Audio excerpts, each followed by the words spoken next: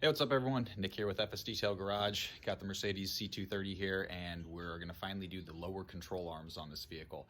I did the upper control arms already, which is the more, not difficult I would say, but you have to take more things apart since the position of the upper control arm. The lower control arm is a lot more easy, but I am gonna recommend you don't just buy bushings and you just replace the entire arm, because when you get the arm, you replace a ball joint and a bushing. Only way to replace the ball joint is with the entire arm, so might as well just get that. I went cheap and got these Delphi arms here, 58 bucks a piece from Pelican Parts. So we're gonna throw those on. I did the Lemfurter upper control arms. I thought I was gonna do that on the bottom, but ended up being like 111 bucks per arm. So I was gonna be, 250 bucks to do the lowers in Lemfurter. I don't know. We'll see what happens. So I went cheap with Delphi, and it was like 110 bucks, 120 bucks shipped to the door. So we're gonna slap these things in and show you guys how to get it done. I have already replaced one. Well, we did the Lemfurter upper control arm in the other video, and now I've got the Delphi lower control arm in here, or known as the cross strut. Gonna start on the other side and get it knocked out for you guys. I did this side first in case there was any troubling areas that I could kind of like help point out, and sure enough there was. That really none of the directions that I had read talked about, so gonna help you guys with that. And first off, I want to show you guys what the difference is between the factory and the Delphi here that I got. Okay, so obviously these are opposite side arms. This is for the passenger side. This is the one I removed, and then this is going to be the one going in on the driver's side, which the driver's side is the one that I'm feeling some movement in, or I'm pretty sure it's this. So I'm gonna replace it, but I wanted to point out these arms are like absolutely identical, down to the actual casting nubs onto the sides, into the centers. I mean, 100% identical. I bet you this is the original equipment manufacturer. I got these from Pelican Parts. They were like 58 bucks a piece, so like $120 shipped to my door, and they installed relatively easy. So other than the one little thing that the book and stuff here does not talk about, but I'm gonna show you guys how to get through that one easy. So let's get started.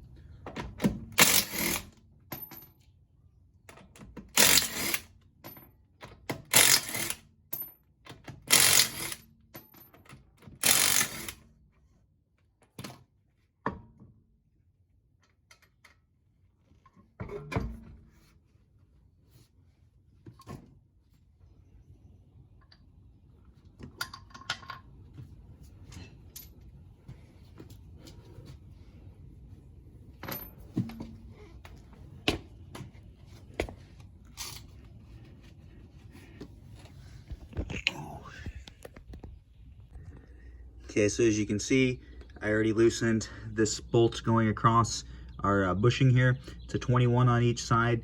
If you're, I can get it on the camera here, sorry.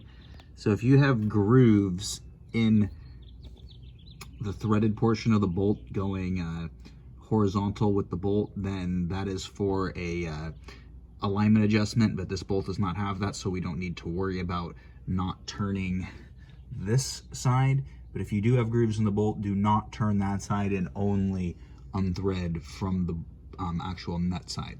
So we have this loose now. We're still going to retain the bolt in there. Now we're going to, okay, so we're going after this one here, and it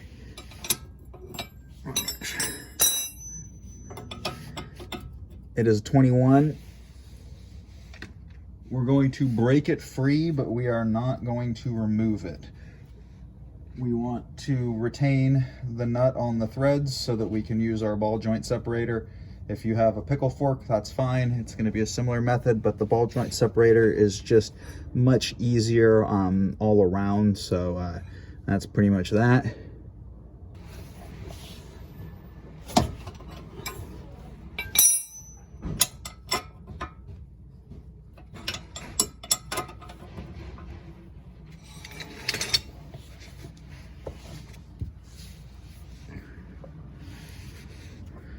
So now we're going to unthread this till the nut is pretty much even with the stud, so that if we wanted to reuse this arm or sell it to somebody, we could do that without messing up the threads, or if you were just replacing it to do a bushing swap.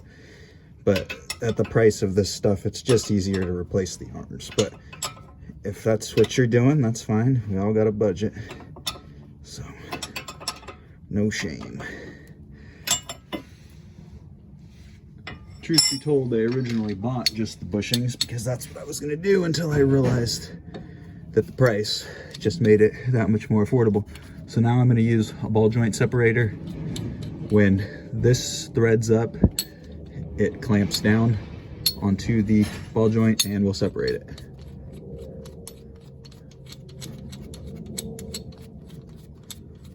This will pretty much save your ball joint if you were trying to.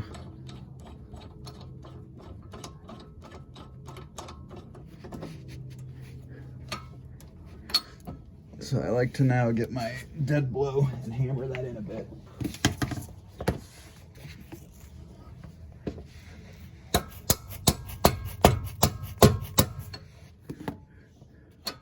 Just like to get it in there so that the top is really right on top of that stud, so that we have an even separation. And now we'll crank this down on here. And we're gonna grab a ratchet, or you can use your impact, but it's not enough room for me. And then also leaving the nut on will stop this arm from falling down on you or anything weird happening. So just crank on it till it gets tight. It should pop loose. If it doesn't, as it gets tight and you feel like you can't really crank, well, there we go.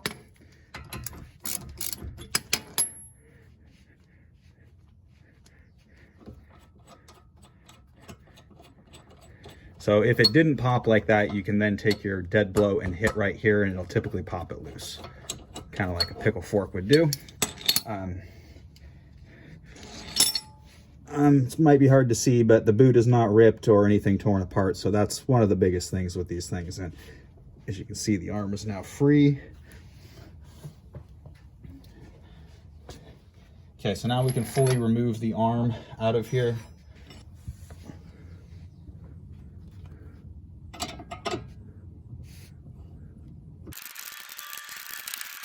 If the ball joint stud just continues to spin and you cannot relieve the nut from it, you can put a jack stand, or a jack under here, put pressure back up against the knuckle, and it'll come out with without turning the stud. And that may be what's happening right now. I'm not positive.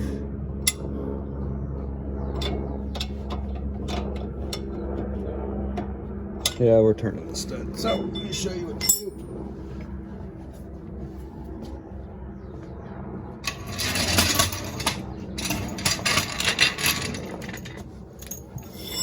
You could put your pickle fork up in there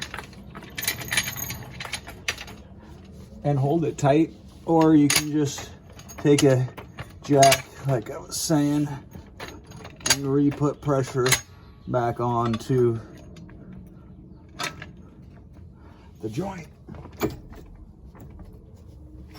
and that should suffice to get the nut off, and it is. So basically you just need to pin up the shaft from spinning. So however you can do that or have to do that, that is the name of the game. If you have only one floor jack and you're like, oh, I don't have another one, the jack in your car that comes for roadside service probably work for this if you have one. I used to use that a lot actually because they're small.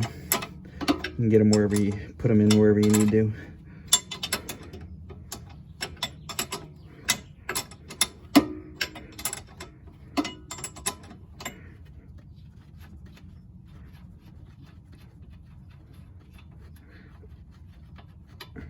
Okay.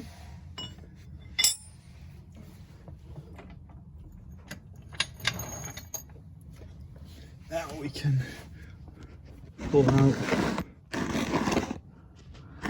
the bolt from here. And like I was saying, if you have a grooved bolt, you need to notate the position of how you pull this bolt out.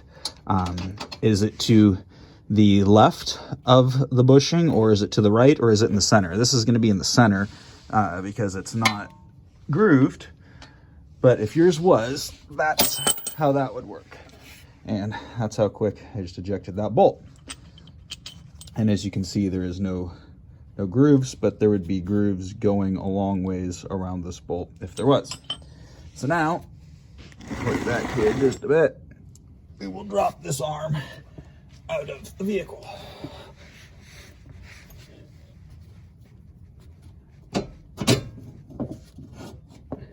So see how it came out relatively easy and all that?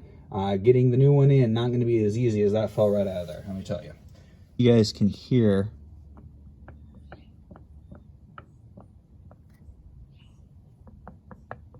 that was the noise going on inside the car. So the ball joint is bad.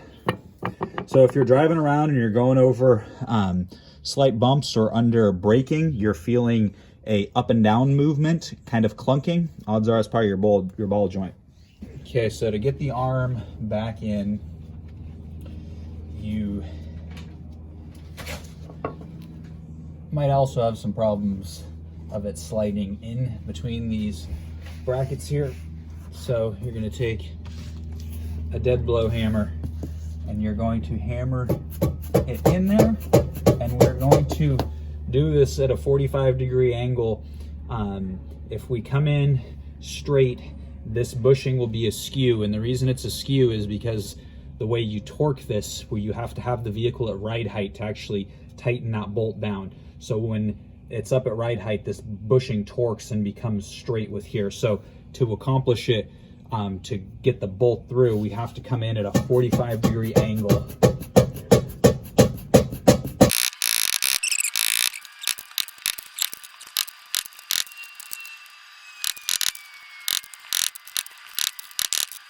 Okay, so now you can see we got the bolts in here, but now we're bound up over here because of the torque on that bushing. So once we get the one side in, we want to come over here and look, and we should be able to rotate this to accommodate for the bolt to come in, which right at that position, and we need to hit it one more time on this side.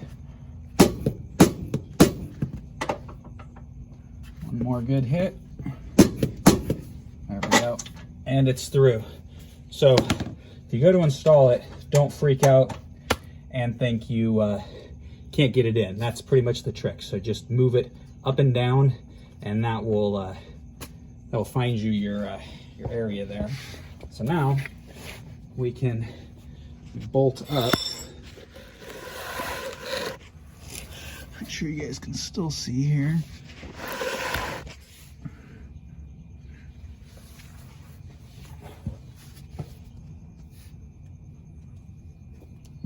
We'll take this.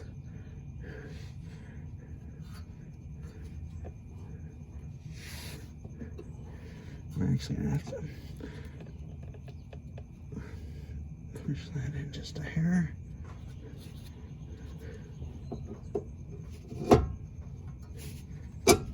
There we go. The new nut is actually bigger too. I'm gonna get our nut onto the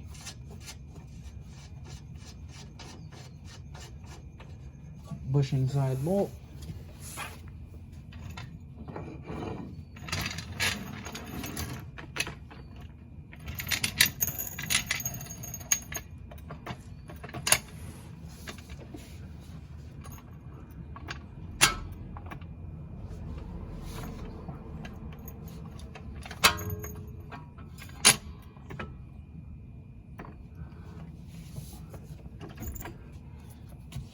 Okay, now we can tighten up that's right. We need our 24 now, I believe is what that was.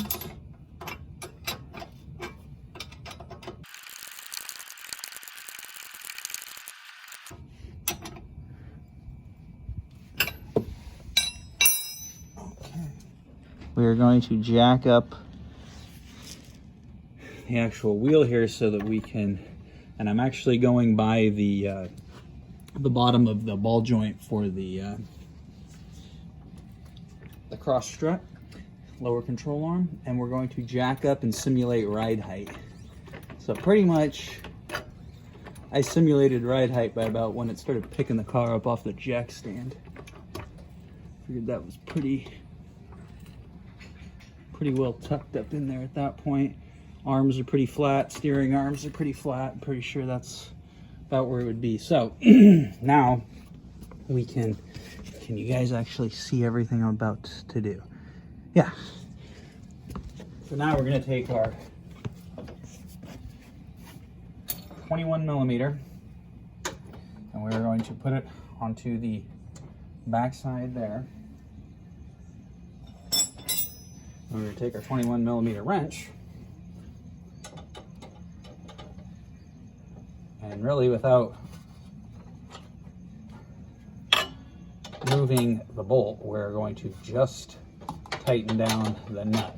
Now it wants 81 pound-feet of torque and my torque wrench does not fit in here, so I would have to like remove my bellows boot or potentially jam it in there and crack it, and it's pretty old and degraded. So I'm gonna just use my lovely seat of the pants arm torque wrench, and I'm gonna hit 81. And 80 is the torque for your wheels, so if you had to guess like you're tightening your wheel, and if you know what 81 feels like, or 80 feels like tightening it, then you should probably be able to figure out about 80 here.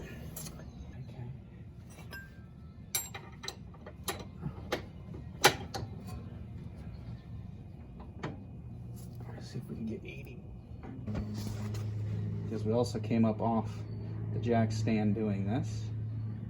We're gonna let that bushing relax into place, and it went into the jack stand too where it should have. Okay. All right, there it is, folks. Lower control arms, cross struts, done. Pretty simple. So there's the new arm, and everything is torqued like it should be, at least to my fancy. So like I said, got new torque struts on the front, upper control arms, which I did my other video on. So if you're looking to do that, reference that video in my uploads. But beautiful looking cross strut there, also known as the lower control arm. Thank you all for watching. You can also follow me with my detailing at FS Detail on Instagram and Facebook. Other than that, guys, hit that subscribe button and like and comment. Hope you all have a great day. Thanks for watching.